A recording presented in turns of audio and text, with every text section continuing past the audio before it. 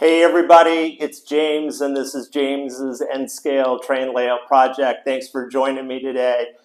So I've had a really interesting and fun couple of weeks trying to get my track back on my 4x8 N-Scale layout. Did it, not without ruining at least a couple of pieces, including my crossover, which I had to replace. But you know what? That's what happens. It's now glued in and permanently on the track, and as you may know, a train guy really needs his train to be on the track, okay?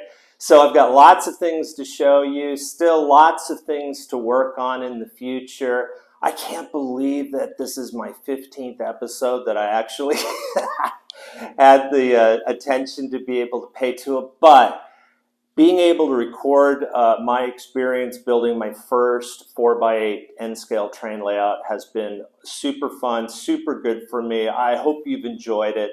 The document is something I'll hold on to forever. And I'm really proud of what this is becoming. And I think it's also showing that a non-modeler like myself, by simply doing his research and following directions, can really make a cool layout. I have to, I have to really say that Woodland Scenics has a great program.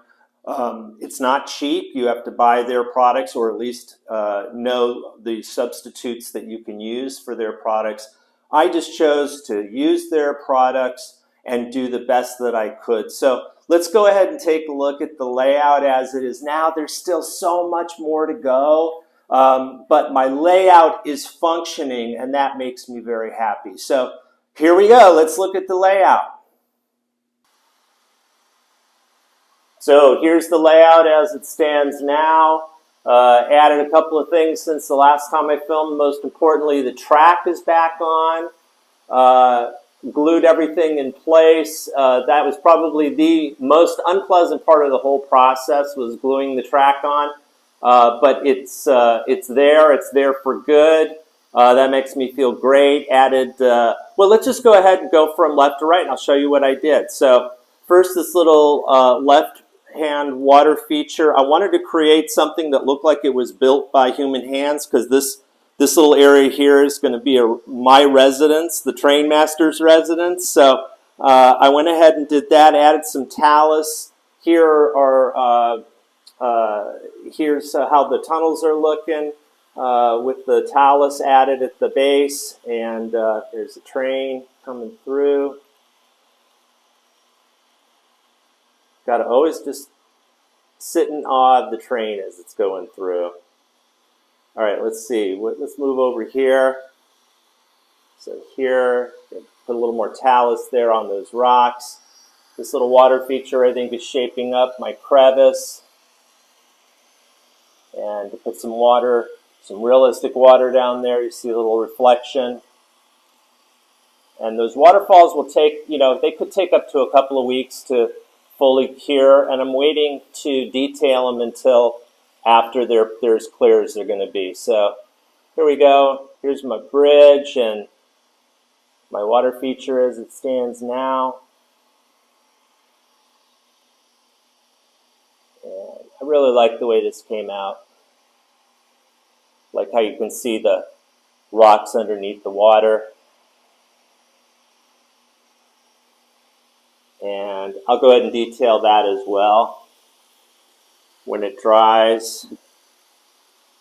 Then here's the road system.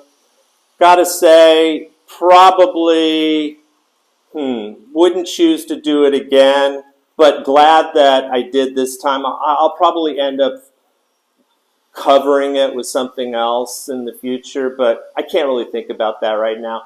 It'll suffice, and all I want was a place to put cars. And let's see what's going on back here. So my teeth kind of came together pretty nicely. I got this little back area here. I put some ochre gravel back there because I want to do kind of a desert scene and this little oasis I'm going to create. So that'll be super fun. Here are the teeth in action. And we got this water feature, which, you know, came together as well as to be expected. It's not level, and so putting the water in it was kind of a hassle, but you know what, I did the best I could. This water feature needs some work, but you know, it's coming together. Your attention's on the lights anyway. And then this just, my whole urban center just needs to be built, so that'll take some time. Really like this S-curve. I've been using double locomotives in order to get these trains to be able to work on my track. My track is challenging and I'm challenging, so that's the way I wanted it. And then lastly, you know, this rock feature is pretty cool. I'm definitely okay with the way this turned out. I put some talus down at the bottom and really like the way that the little ridges going on there. So that's it, you know. All in a 4x8 space, I've created a little multi-world. It's not prototypical. It's not realistic. It's what I wanted, and really, really happy about it.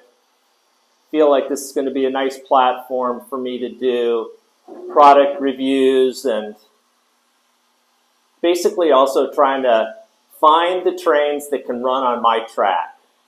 How many cars can I get on so that it looks smooth and fun to watch? Thank you for being here. My name is James. This is James's N-Scale Train Layout Project, and see you soon.